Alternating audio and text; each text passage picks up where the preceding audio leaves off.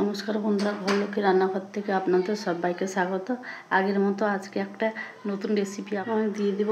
কড়াতে সর্ষের তেল, আমি আলুগুলো এইভাবে কেটেছি। এই যে কড়াইতে আমি দিয়ে দেব আলু আর পেঁয়াজ, কেটে রাখা পেঁয়াজ আমি একসঙ্গে ভেজে নেব। আপনাদের আশা করি এই রেসিপিটা আপনাদের ভালো লাগবে, খুবই দুর্দান্ত স্বাদের হয়। পরিমাণ মতো লবণ, হলুদের গুঁড়ো। অনেক রকম ডিমের অমলেট খেয়েছি, কিন্তু এই রকমের কি আপনারা বাড়িতে বানিয়ে খেয়েছেন? একবার হলেও বাড়িতে এইরকমভাবে বানিয়ে খাবেন, খুবই স্বাদের হয়, খুবই দুর্দান্ত স্বাদের। 3টে ডিম নিয়ে নিয়েছি, এক এক করে ফাটিয়ে নেব।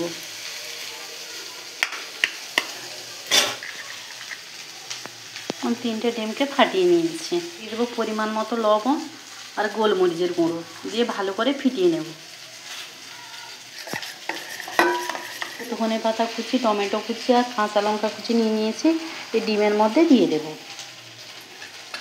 একদম অন্যরকম পদ্ধতিতে আমি ডিমের অমলেট করে দেখাচ্ছি, একবার হলেও বাড়িতে বানিয়ে খাবেন, দিয়ে আমাকে কমেন্টে জানাবেন এবং সাবস্ক্রাইব করে আমার পাশে থাক বেল আইকনটি প্রেস করে দেবেন। ভাজা হয়ে গেছে আলু পেঁয়াজগুলো, এবার ডিমের মধ্যে দিয়ে দেবো, দিয়ে একসঙ্গে আবারও ফিটিয়ে নেব।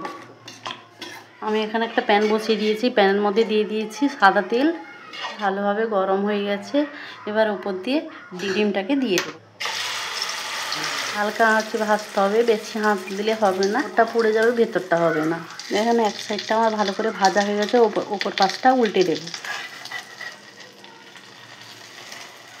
ডিমের অমলেট পুরোপুরি রেডি হয়ে গেছে সার্ভ করার জন্য। দেখতেই তো পাচ্ছেন কতটা লোভনীয় হয়েছে।